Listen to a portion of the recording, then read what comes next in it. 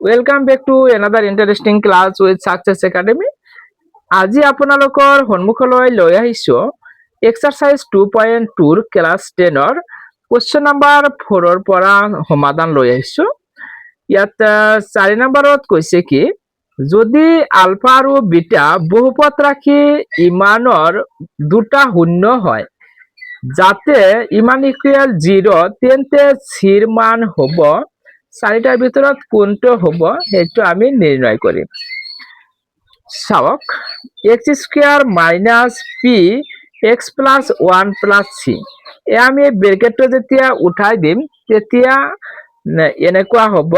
x square minus p into x কি হ'ব px minus প্লাসত minus p into 1p plus c। ইয়াত চাওক x স্কয়ার মাইনাস আৰু x থকাটো এটো আৰু x নথকাখিনি সাইড কৰিছো। x নথকাখিনি আমাৰ চাওক প্লাস তো আগত লিখিছো প্লাস দি c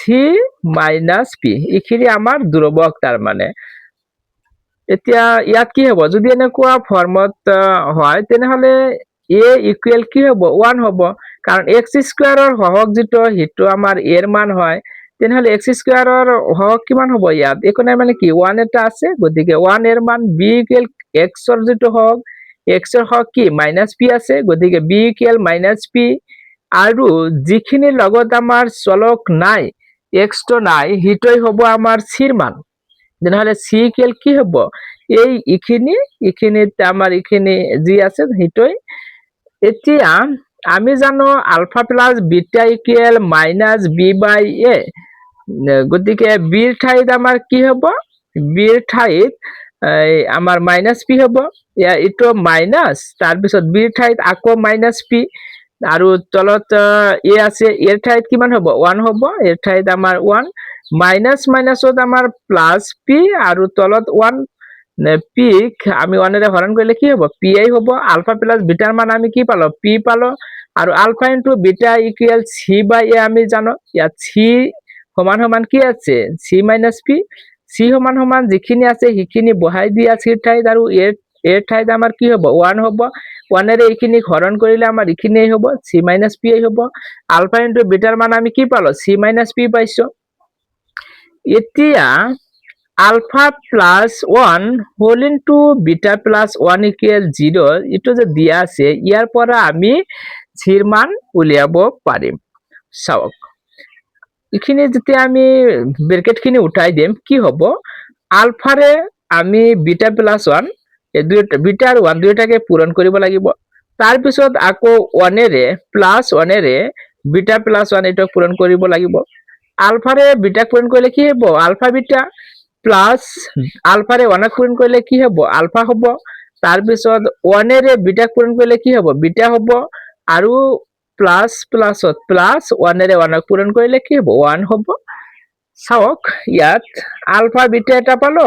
আৰু আলফা প্লাস বিটা যে এটো যদি আমি ব্ৰেকেটৰ ভিতৰত ব্ৰেকেট মানে কি আলফা প্লাস বিটা তাৰ মানে আৰু 1 এতিয়া আলফা ইনটু বিটাৰ ঠাইত আমি বহাই দিম আলফা ইনটু বিটাৰ মান আমাৰ কি আছে c মাইনাস p আছে c মাইনাস p তো আমি আলফা ইনটু বিটাৰ ঠাইত বহাই দিব পাৰো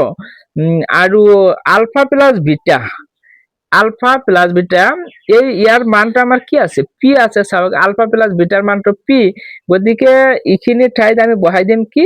p বহাই দিম আৰু প্লাস 1 তো আছে। এতিয়া চাওক minus p plus p cancel যাব কেনসেল গৈ থাকিব কেৱল আমাৰ c আৰু plus 1 c plus 1 equal 0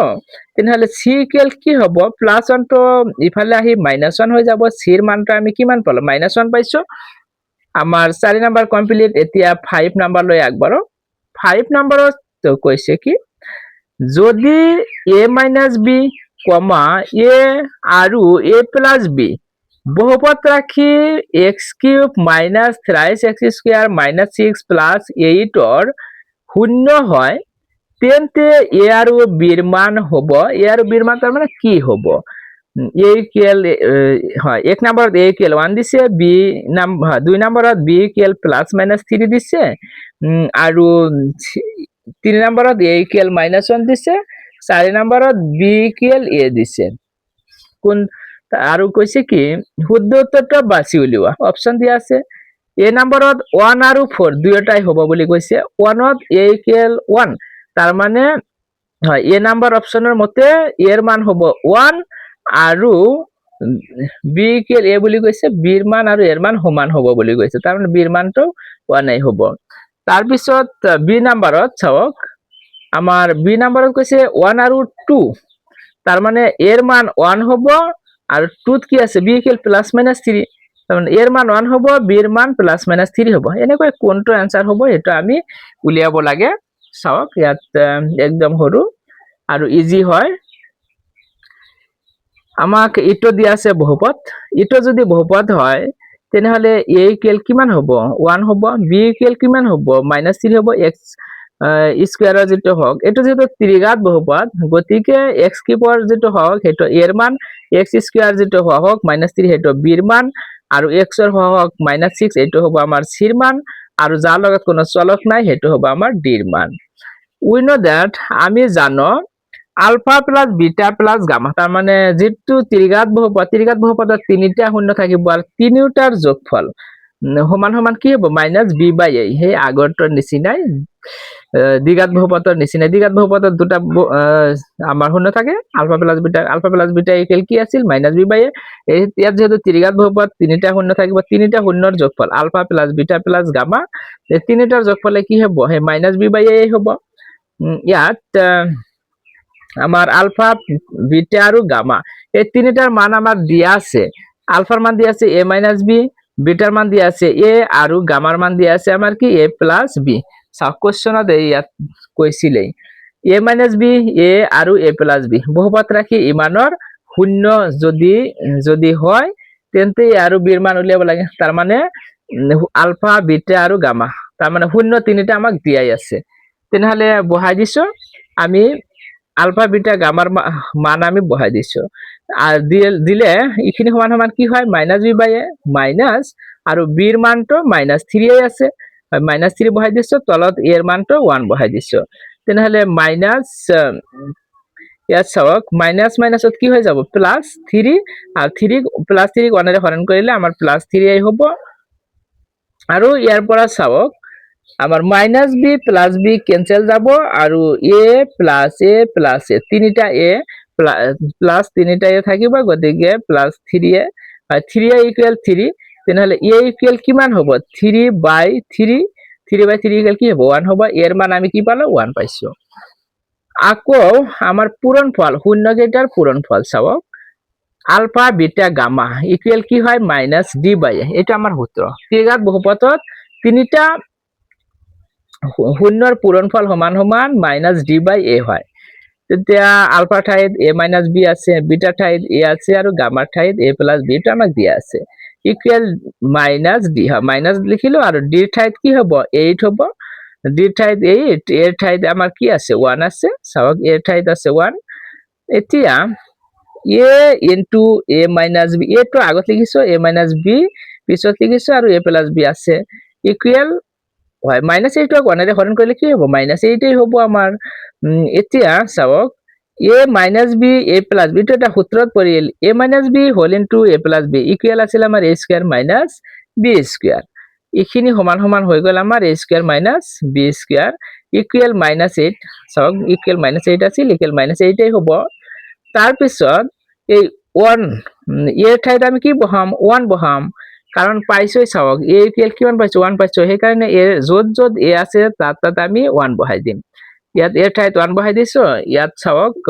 a square আছিল, a স্কয়াৰ ঠাইত আমাৰ কি হ'ব 1 হে হ'ব,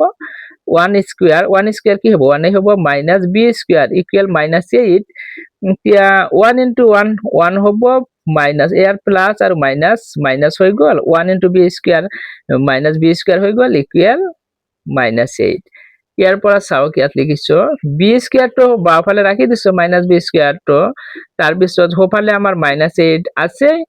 আৰু +1 টো সোঁফালে গৈ -1 হৈ গ'ল। এতিয়া -b স্কয়াৰ ইকুৱেল কি হ'ব -8 -1 -9 হৈ যাব। দুয়োফালে মাইনাস আছে, গতিকে মাইনাস ক্যান্সেল দি আমি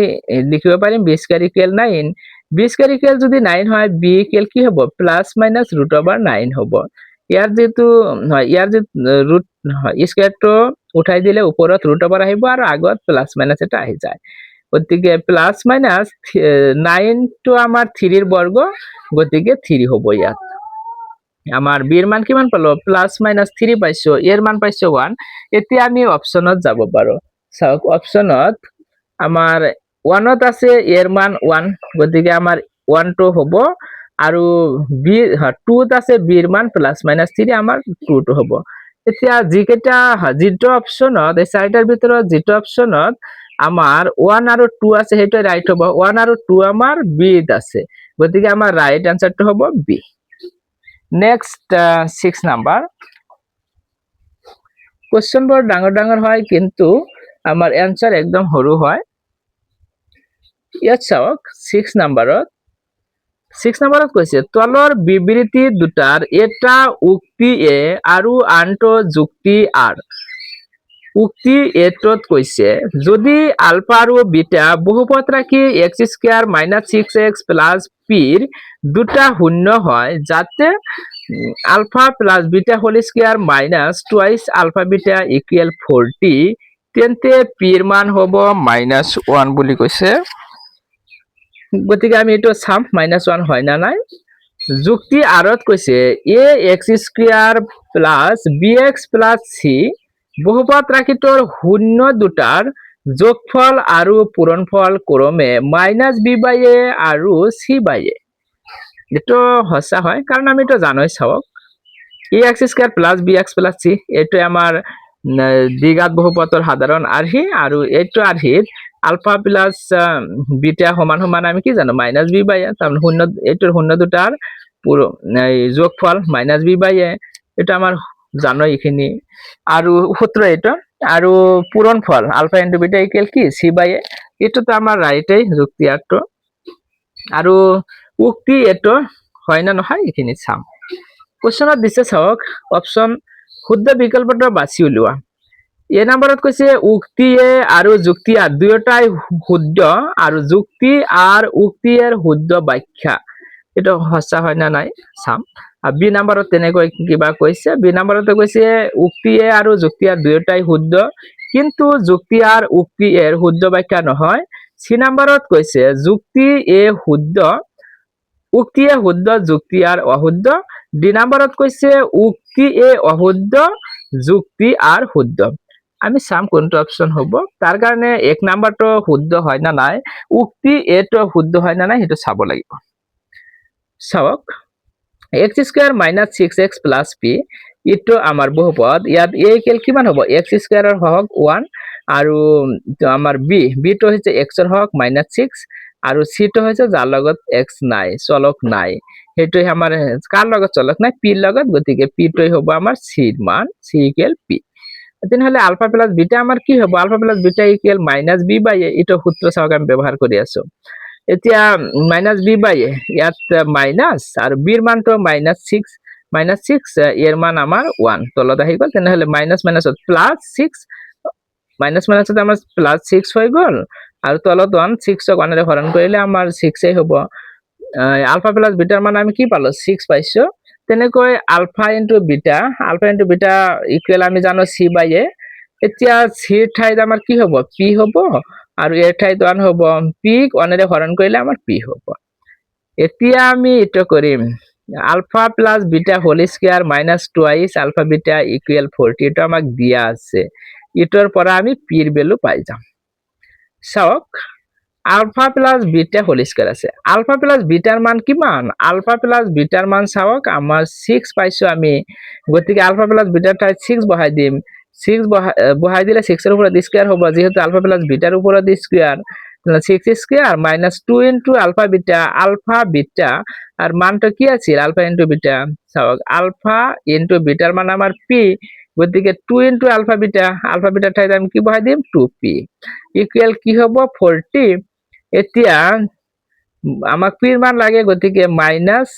টুৱাইস p টো বাওফালে ৰাখি দিছো আৰু 6 স্কয়ার টো হোফালে গৈ -6 স্কয়ার হৈ গৈছে হোফালে 40 টো আছিলে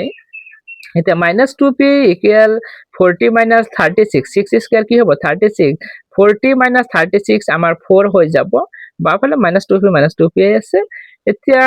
যেহেতু 4 পাইছো গতিকে p ইকুৱেল কি হ'ব 4 বাই এই p ৰ লগত যেটো -2 আছিল হেটো তলত আহি গল 2 4 ৰ মাজত কেইবাৰ যাব দুইবাৰ যাব আৰু ইয়াত মাইনাসটো থাকিব তেনেহলে এ নাম্বাৰ উক্তিটোত চাওক ইয়াত আমি p ৰ মান -2 পাইছো কিন্তু উক্তিটোত কি কৈছিল হেটো চাই ল উক্তিটোত 2p ৰ মান -2 কৈছিল নেকি চাওক উক্তিটোত আমাৰ p ৰ মান হ'ব -1 বুলি কৈছে কিন্তু আমি কি পালো -2 পাইছো গতিকে এ নাম্বাৰটো অশুদ্ধ হয় ইয়াত চাওক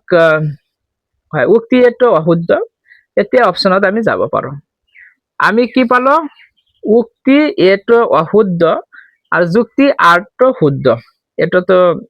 আগতেই কৈ দিলো আৰু এখিনি সূত্র হয় সূত্র এখিনি শুদ্ধই হয় এতিয়া চাওক উক্তিয়ে অশুদ্ধ কিন্তু যুক্তি আর শুদ্ধ এ নাম্বাৰত এ আৰু আৰ দুয়োটাই শুদ্ধ বুলি কৈছে এটো হ'ব নোৱাৰে তেনেহলে বি নাম্বাৰত এ আৰু আৰ দুয়োটাই শুদ্ধ বুলি কৈছে বি নাম্বাৰত গতিকে এটাও নহয় এতিয়া সি নাম্বাৰত কৈছে কি উক্তি এ শুদ্ধ উক্তি এটো শুদ্ধ নহয় গতিকে আলটিমেটলি আনসার আমাৰ ডি হ'ব ডি নোচোৱাকৈ এতিয়া দিব পাৰো যেহেতু তিনিটা এলিমিনেট হৈ গৈছে ডি নাম্বাৰত কি কৈছে উক্তি এ অশুদ্ধ যুক্তি আৰ শুদ্ধ গতিকে আমাৰ আনসাৰ কোনটো হ'ব ডি নাম্বাৰ আজিৰ ভিডিঅ'ত এইখিনিয়ে থ্যাংক ইউ ভিডিঅ'টো ভাল লাগিলে লাইক কমেন্ট এন্ড শেয়াৰ কৰিব